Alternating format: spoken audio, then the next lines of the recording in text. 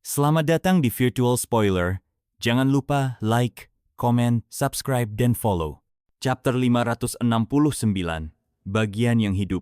Presiden Qian, kau pasti bercanda, bukan? Xiao Minghui mencibir.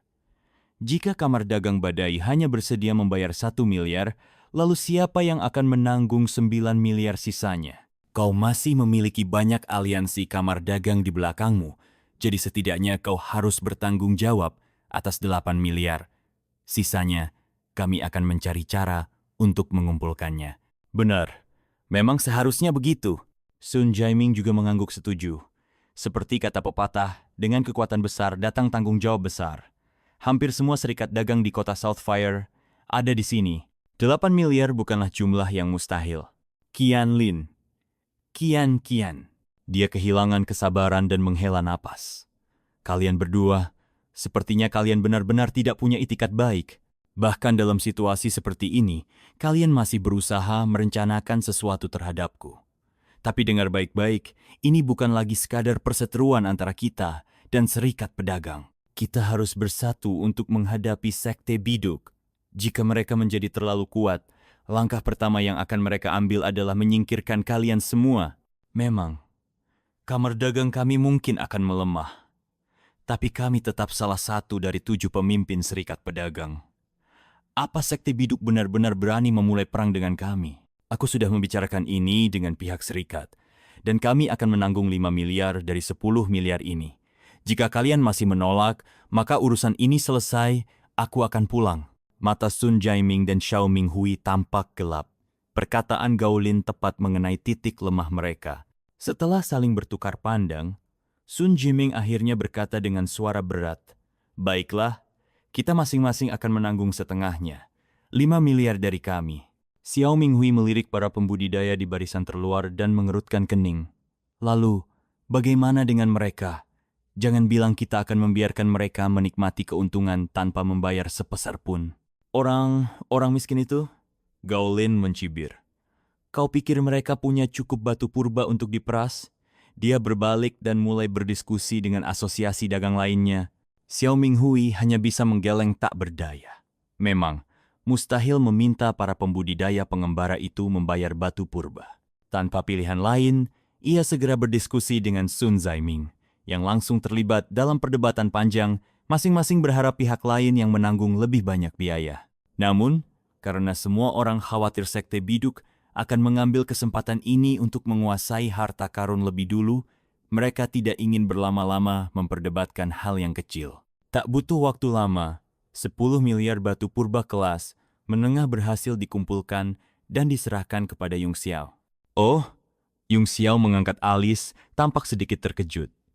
"Kalian benar-benar bisa mengumpulkan batu yuan sebanyak ini?" TSK, sepertinya aku masih terlalu murah hati. Serikat dagang dan para penguasa lokal memang kaya raya. Lain kali, jangan terlalu sungkan. "Li Yung Xiao," Ciulin berseru marah. "Jangan berlebihan. Mereka mungkin takut padamu, tapi kamar dagangku tidak." Ya, aku mengerti." Yung Xiao tertawa ringan. "Ayo pergi." Lalu ia menoleh ke Hang Xuan. "Hang Xuan, ikutlah dengan kami. Aku akan khawatir jika engkau tetap tinggal di sini." Hati Hang Xuan menghangat, meski ia tetap merasa sedikit tidak nyaman. "Maaf, Tuan Muda Yun. Aku terus menjadi beban bagimu selama ini." Yung Xiao hanya tertawa. "Jangan begitu. Kalau bukan karena engkau, mana mungkin kita bisa mendapatkan batu purba sebanyak ini?" TSK, 10 miliar.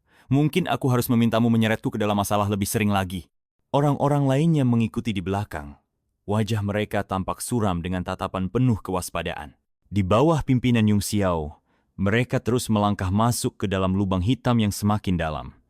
Meski kegelapan menyelimuti sekeliling, penglihatan mereka tetap tidak terhalang. Selain itu, lorong yang mereka masuki ternyata jauh lebih luas dari yang dibayangkan, tidak sesempit yang mereka khawatirkan sebelumnya. Seluruh lorong dibangun menggunakan batu-batu besar. Saat menginjaknya, mereka segera menyadari bahwa materialnya adalah berlian jade, bahan tingkat keempat yang sama persis dengan yang digunakan untuk arena dalam kompetisi sekte biduk. Tak hanya itu, tinggi lorong mencapai lebih dari 2 meter, sehingga bahkan para pria bertubuh kekar pun bisa bergerak dengan leluasa tanpa merasa sesak. Sepertinya ini benar? Benar harta karun peninggalan Sekte Kalajengking Utara, ujar Yung Xiao sambil mengamati sekeliling. Labirin ini sangat luar biasa. Pasti dibutuhkan sumber daya dalam jumlah besar untuk membangunnya. Dia meraba dinding dengan telapak tangannya dan berkata, permukaannya begitu halus. Ini pasti dipotong menggunakan pedang Qi. Kalau bukan karena itu, mustahil hasilnya bisa sebersih ini. Sekte Biduk pasti telah mengerahkan banyak seniman bela diri untuk membangun lorong ini. Sun Jiming mengangguk dan menimpali. Benar. Melihat kualitasnya, biaya pembangunan lorong ini mungkin setara dengan 10 arena. Tiba-tiba, pandangannya tertuju pada sejumlah tulang belulang yang berserakan di lantai lorong, menuju ke dalam kegelapan yang lebih dalam. Lihat tulang-tulang ini, katanya sambil mengerutkan alis. Dari usianya, ini kemungkinan berasal dari waktu saat Sekte Kalajengking Utara menyembunyikan harta mereka. Aku penasaran apakah masih ada yang tersisa di dalam sana. Mata semua orang mengikuti arah yang ditunjuknya. Tulang-tulang yang patah berserakan di sepanjang lorong, seakan menjadi saksi bisu dari peristiwa tragis di masa lalu. Hati mereka mendadak dipenuhi kesan suram. Tak ada yang tahu apakah mereka akan bernasib sama seperti para pendahulu ini. Setiap orang yang melangkah di jalan seni bela diri pasti menyadari bahwa kapan saja mereka bisa jatuh. Seiring waktu, suasana semakin menegang. Ratusan orang berjalan dalam diam, dan satu-satunya suara yang terdengar hanyalah langkah kaki yang menggema di lorong yang luas itu. Ada yang tidak beres. Suara Yung Xiao tiba-tiba memecah kesunyian, membuat semua orang terkejut. Yinglin mengerutkan kening dan bertanya, "Apa yang terjadi?" "Tidak," Yung Xiao berkata dengan nada serius. "Aku yakin tidak salah jalan. Aku mengingat rute di peta dengan sangat jelas, tapi jalannya tidak seperti yang seharusnya." "Maksudmu jalurnya berubah?" "Mungkin kau hanya salah ingat. Kita bisa memeriksanya lagi," kata Sun Jiming, mencoba menenangkan situasi. Namun, Yung Xiao menggeleng dengan ekspresi semakin serius. "Sepanjang perjalanan tadi, aku merasa ada sesuatu yang aneh. Ada yang tidak beres." Dia mengalihkan pandangannya ke sekeliling sebelum bertanya, "Coba perhatikan. Berapa banyak orang yang masih ada di sini?" Semua orang terdiam, tidak mengerti maksud perkataannya. Gaolin dan dua lainnya spontan menoleh ke belakang. Seketika, wajah mereka memucat dan mata mereka membelalak. Dengan suara terguncang, mereka berseru, "Bagaimana mungkin? Kemana mereka semua?" Kelompok yang tadinya berjumlah ratusan kini telah berkurang lebih dari setengah. Saat mereka menghitung secara kasar, hanya sekitar 50 orang yang tersisa. Xiao Minghui tersentak dan berkata dengan wajah penuh keterkejutan, "Bagaimana mungkin ini terjadi?" Semua orang terdiam, terutama mereka yang berada di barisan belakang. Awalnya, mereka berdiri di garis depan, tetapi entah sejak kapan posisi mereka bergeser ke belakang. Anehnya, tak satu pun dari mereka menyadari bagaimana orang-orang di sekitar mereka menghilang. Hang Xuan merasakan hawa dingin menjalar ke hatinya. Dengan refleks, dia buru-buru meraih lengan Yung Xiao. Hanya dengan merasakan kehangatan tubuhnya, dia merasa sedikit lebih tenang dan aman. Yinglin juga tampak sedikit cemas. Dengan nada terkejut, dia bertanya, "Apa yang sebenarnya terjadi?" "Bukankah sudah kubilang?" kata Yung Xiao santai. "Lorong ini ada yang tidak beres." "Qian, tolong jelaskan lebih jelas," kata Qianlin dengan nada serius. 10 miliar batu purba, jawab Yung Xiao santai. "Tugasku hanya menunjukkan jalan, bukan memberikan ceramah." Semua orang hanya bisa tersenyum kecut. Sun Jiming menahan dorongan untuk menampar Yung Xiao di tempat dan berkata, "Tuan Muda Yun, bukankah ini terlalu keterlaluan? Kau sudah menguras properti pribadi semua orang. Bahkan kamar dagang petir pun tidak sekejam ini." "Tua Bangkacu, apakah kau ingin mati?" bentak Gaolin dengan marah. Baiklah," kata Yung Xiao santai. "Aku akan tetap memimpin jalan.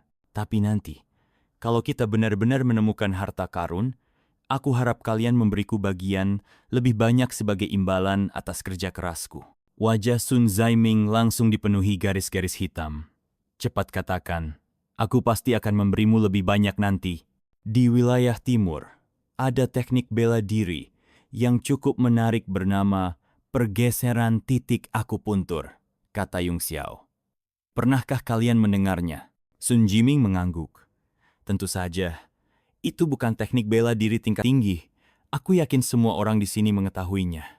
Teknik itu hanya menggunakan sirkulasi kekuatan esensi untuk mengubah jalur meridian dan titik akupuntur dalam tubuh. Tapi, apa hubungannya ini dengan lorong? Yung Xiao tersenyum kecil.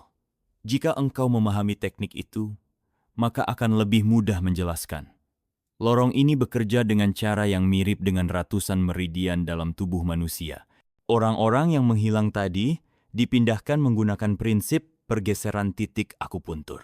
Apa? Semua orang terkejut, ekspresi mereka penuh kebingungan, tidak mengerti apa maksudnya. Bagaimana mungkin lorong bisa bergeser? Tanya Culin dengan dahi berkerut. Karena lorong ini hidup, kata Yung Xiao dengan tenang.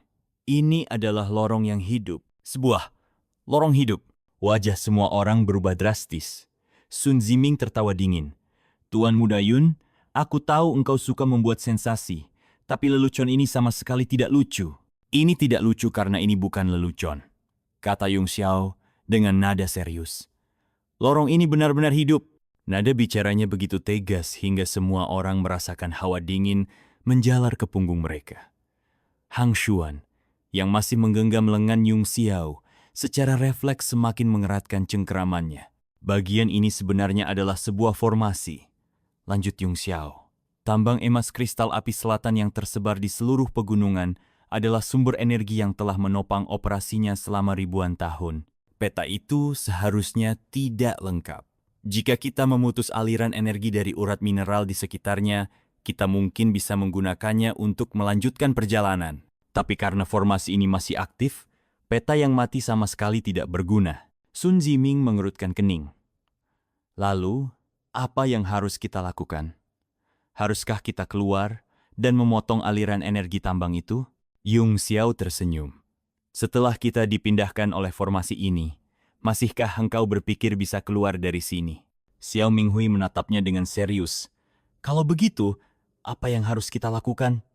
Tuan Muda Yun, kau sama sekali tidak terlihat gugup, pasti ada cara. Tapi bagaimana dengan mereka yang sudah dipindahkan? Apakah mereka dalam bahaya? Yung Xiao tertawa kecil. Aku tidak gugup karena aku punya 10 miliar batu primordial. Jumlah itu cukup untuk membuatku bertahan di sini lebih dari 10 tahun. Tuan Muda Yun, berhentilah bercanda, kata Xiao Minghui dengan ekspresi tak percaya.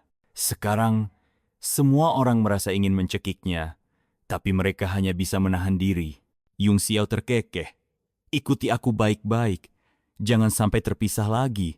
Jika kau terpindah ke bagian lain, aku tidak bisa membantumu. Dia kemudian menjelaskan, lorong-lorong ini semuanya terhubung ke pusat sumber formasi. Mereka menyerap energi dari tambang emas kristal api selatan. Semua energi berasal dari satu titik utama. Selama aku bisa merasakan fluktuasi energi dan mencocokkannya dengan peta dalam ingatanku, tidak sulit menemukan inti dari formasi ini. Fluktuasi energi? Kau bisa merasakan fluktuasi yang begitu lemah, tanya Yinglin terkejut. Yung Xiao menggeleng. Tentu saja, aku tidak bisa merasakannya di udara. Tapi ritme energi pada artefak giok Fajra ini terganggu oleh emas kristal api selatan, menyebabkan beberapa perubahan kecil. Dengan mengikuti pola perubahan ini, kita bisa menuju pusat formasi. Tuan Muda Yun, Xiao Minghui berseru kagum. Kau memang seorang alkemis hebat tingkat 7. Barulah saat itu semua orang mengingat bahwa Yung Xiao bukan hanya petarung yang mengerikan, tetapi juga seorang alkemis tingkat 7. Melihat pemuda itu berdiri di depan mereka, dengan kekuatan tempurnya yang luar biasa, serta statusnya sebagai alkemis tingkat tinggi, mereka semua merasa perbedaan antara mereka begitu jauh, hampir mustahil untuk menyusulnya. Perlahan, Yung Xiao mulai merasakan fluktuasi elemen api dari dinding sekitarnya, dan segera memperlambat langkahnya. Agar tidak tertinggal atau terteleportasi lagi, para seniman bela diri di belakang segera menghunus senjata mereka dan saling berpegangan erat. Akhirnya, lebih dari 50 orang tetap bersama dan terus bergerak maju dengan hati-hati. Setelah waktu yang dibutuhkan untuk menyeduh secangkir teh, Lorong di depan mereka tiba-tiba terbuka.